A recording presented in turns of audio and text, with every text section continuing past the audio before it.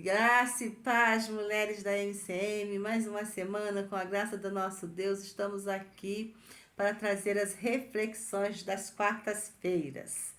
Então, nós vamos continuar nossas reflexões no livro de Neemias. Vamos continuar no capítulo 2.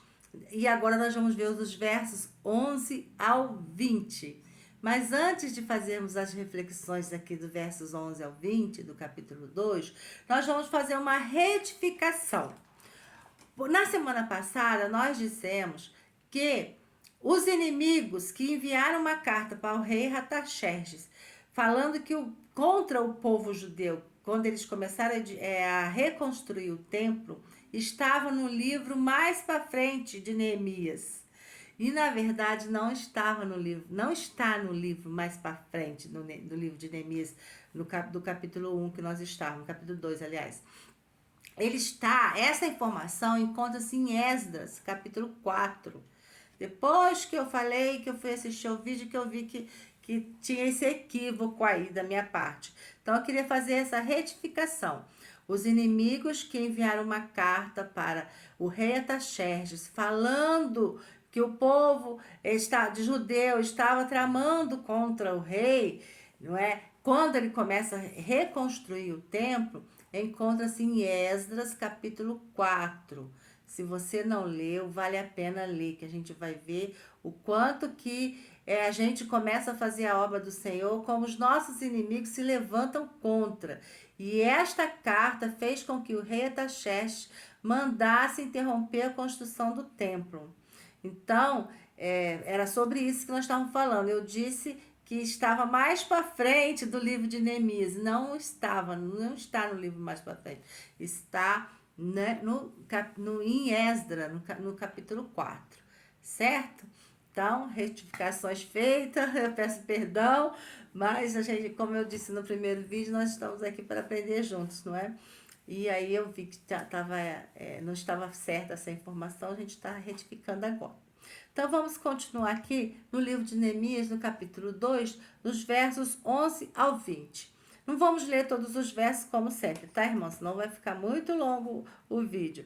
Mas eu vou ler aqui alguns versículos. E eu vou começar com o versículo 11, que Neemias diz assim, ó: E cheguei a Jerusalém e estive ali 3 dias.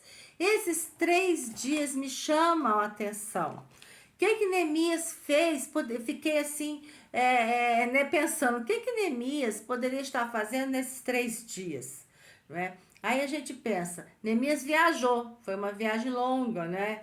Então, ele com certeza ele estava descansando, ele tirou esses 3 dias para descansar, ele tirou esses 3 dias para orar, para jejuar, porque a gente vê que Neemias era um homem crente de verdade, não é mesmo? Então, com certeza ele foi orar para agradecer a Deus pela viagem, ele foi orar a Deus para pedir ao Senhor que estivesse com ele neste projeto, que o ajudasse, que até ali o Senhor já estava com ele, que continuasse estando com ele.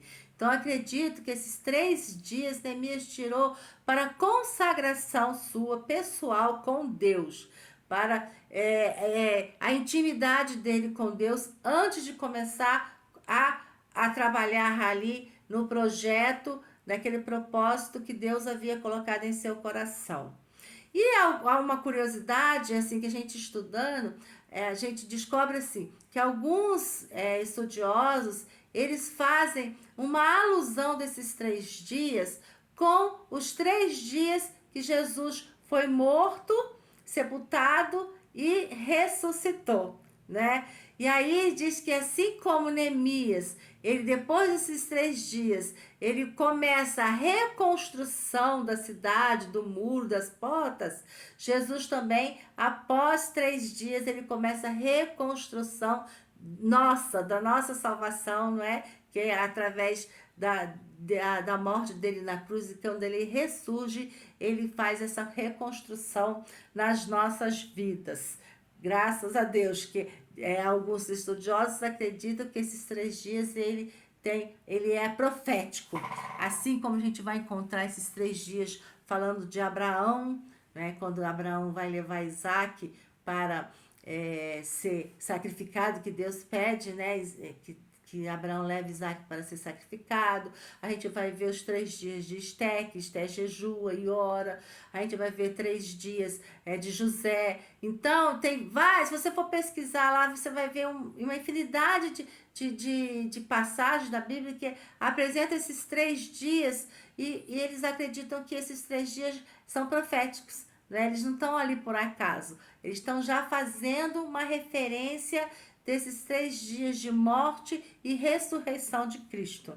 Claro que a Bíblia ela é profética, tudo se liga, né? Uma coisa liga a outra. E assim, alguns estudiosos acreditam que esses 3 dias de Neemias têm essa referência com os 3 dias de Jesus. Certo? Então vamos continuar. Aí no versículo 12, nós vamos ver assim, ó. E de noite me levantei, eu e poucos homens comigo. Então, Neemias, ele sai à noite. Depois de 3 dias, ele se levanta e ele sai à noite, pega alguns homens e sai pela cidade. E aí também é uma coisa que me chama a atenção, essa sair à noite. Mostra que Neemias era uma pessoa discreta. Neemias, ele não queria chamar atenção. Ele queria fazer tudo no silêncio, quietinho. Então, ele vai ver o que está acontecendo com a cidade. Porque até então, irmãs, Neemias, ele sabia do que estava acontecendo na cidade, com a cidade, de ouvir falar. Ele ouviu o seu irmão e aqueles homens lá no capítulo 1, vindo de Jerusalém. Ele ouviu aqueles homens falar como estava a cidade. Então, agora ele vai. Então, ele sai quietinho à noite, sem chamar a atenção de ninguém. E ele vai atrás, visitar a cidade, vai ver como estão os muros, como estão as portas, para ver com seus próprios olhos o que realmente está acontecendo. Ele não fica somente naquilo de ouvir falar, não é? É uma lição para a gente também, que às vezes chegam coisas nos nossos ouvidos e a gente intempestuosamente, sai correndo, falando, não sei o quê. Então a gente não vai averiguar o que está realmente acontecendo. Foi o que Neemias fez. Ele foi lá e ver com os próprios olhos o que estava acontecendo. Porque quando ele fosse se apresentar para a liderança lá de Jerusalém, ele ia saber o que ele estava falando. Não é? Então, aqui é uma coisa a gente ouvir falar, outra coisa, quero chamar atenção para isso, para a gente ver com os nossos próprios olhos, a gente saber o que realmente está acontecendo. Certo? Então, isso daí é uma coisa que a gente, que me chama a atenção nisso. Aí, uma outra coisa, do finalzinho do versículo, ele continua no versículo assim. E não declarei a ninguém o que meu Deus me pôs no coração para fazer em Jerusalém. Então, outra coisa, ele não declara a ninguém o que Deus havia colocado no coração dele. Uma coisa que chama atenção também.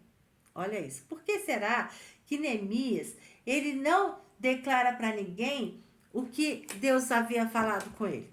O que Deus tinha colocado no coração dele? O que é que Deus tinha colocado no coração dele? De ir para Jerusalém para reconstruir os muros, para reconstruir as portas, não é? Então, ele não declara para ninguém, porque ele precisava de fazer um diagnóstico do que estava acontecendo.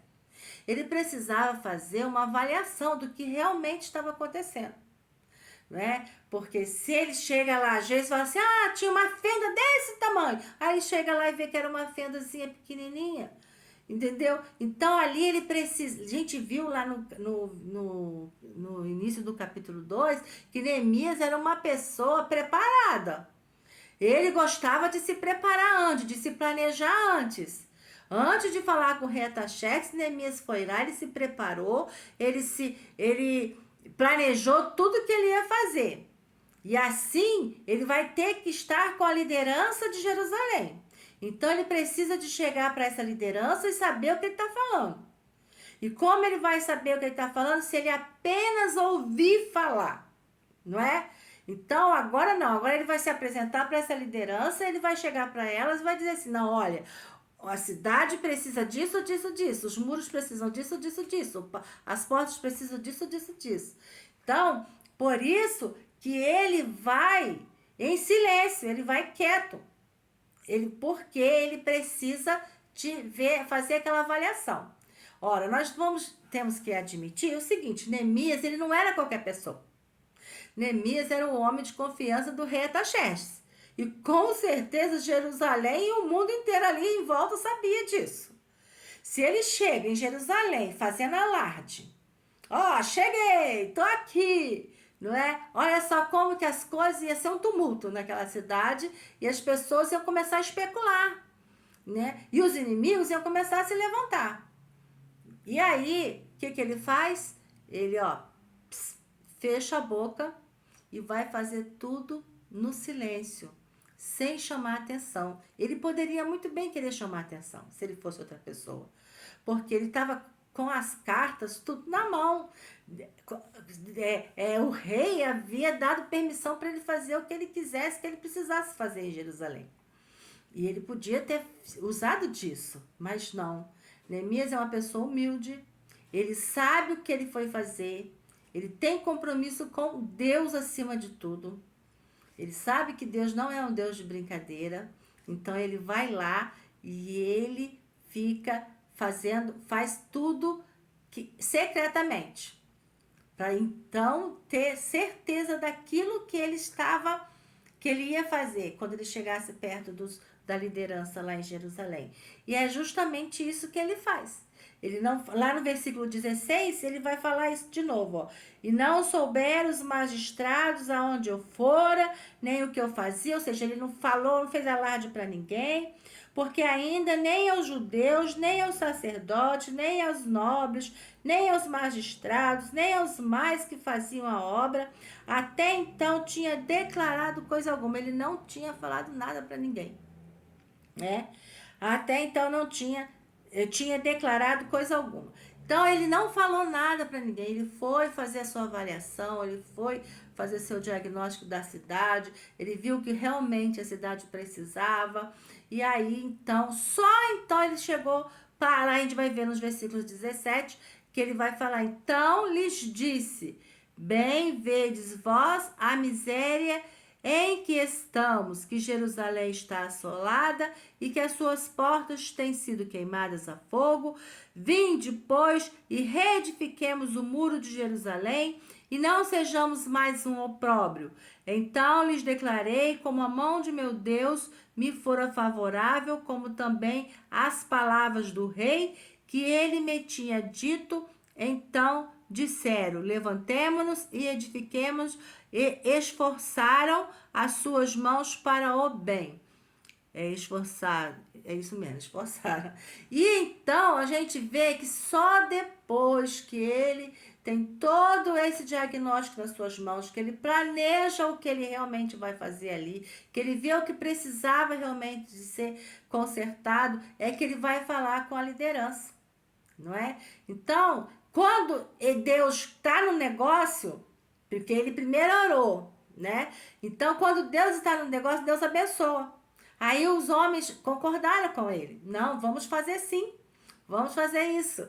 Né? Ele chega lá e ele vê, e todos concordam com ele. E aí a gente vai ver aqui no versículo 19 os inimigos aqui, ó. Porque ele tinha razão de fazer tudo secretamente, tudo no silêncio, ó. O que ouvindo Sambalate, o Oronita, e Tobias, o servo Amonita, e Gesem, o árabe, zombaram de nós e desprezaram-nos e disseram, que é isto que fazeis? Quereis rebelar-vos contra o rei? Olha só a malícia desses homens. Eles estão fazendo, eles começam a fazer uma coisa que aqueles homens lá em Esdras, que eu acabei de falar agora mesmo, quer fazer. Ele já está achando que eles estão querendo se rebelar contra o rei quando eles vão edificar, reconstruir o muro, não é? Aí eles já começam a zombar, porque Neemias já dá um passo fora neles, fala que eles não merecem nada ali, que eles não têm nada a ver com aquilo que está ali, com Jerusalém, com o povo. E aí, você vê, só que agora esses inimigos aqui, eles vão cair do cavalo, como diria minha mãe. Por quê? Porque Neemias, além de ter o aval do nosso Deus, que é todo poderoso, que quando ele entra na batalha não tem perda, né? Nós não perdemos, nós só ganhamos. Neemias também tem o aval do rei. Neemias foi para lá levando as cartas de recomendações do rei. Por isso que a gente falou lá atrás que Neemias é uma pessoa inteligente, sábia. Ele agiu com sabedoria, com prudência. Ele foi extremamente prudente aqui nessa situação. Então a gente vê como a gente tira para nós, né? Essas reconsiderações do Neemias, né? Porque, olha, como a gente erra, como a gente é falho quando a gente lê este livro aqui de Neemias. Porque quando às vezes a gente vai fazer alguma coisa, a gente sai falando para todo mundo, eu tirei essa lição para mim. A gente sai falando para todo mundo, vou fazer isso, vou fazer aquilo, não é? E Neemias não, na sua simplicidade, na sua humildade, ele coloca Deus em primeiro lugar e vai trabalhando ali com muita sabedoria, prudência, e é isso que a gente deixa para essa semana. Que nós sejamos prudentes, sejamos inteligentes, sejamos sábios quando se trata da obra do Senhor. Porque o nosso inimigo, ele está ao nosso derredor, procurando a quem possa tragar. Assim diz a palavra de Deus. Em nome de Jesus, obrigada, Senhor, e mais uma semana.